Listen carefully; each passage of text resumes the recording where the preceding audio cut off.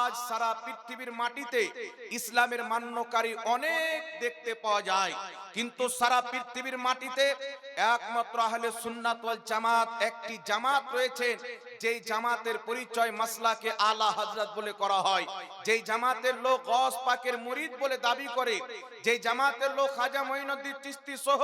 সরকারে নিজামউদ্দিন আউলিয়া সহ প্রত্যেক আল্লাহর নেক বান্দাকে মহব্বত করে, এই আহলে সুন্নাত ওয়াল জামাতকে আল্লাহ পাক কিয়ামতের মাঠে সমস্ত রকমের ফিরকার লোক হবে, কিন্তু একমাত্র যাদের চেহারা দিয়ে নূর চমকিবে তারা আহলে সুন্নাত ওয়াল জামাতের মান্যকারী হবে। কারণ আহলে সুন্নাত ওয়াল জামাতের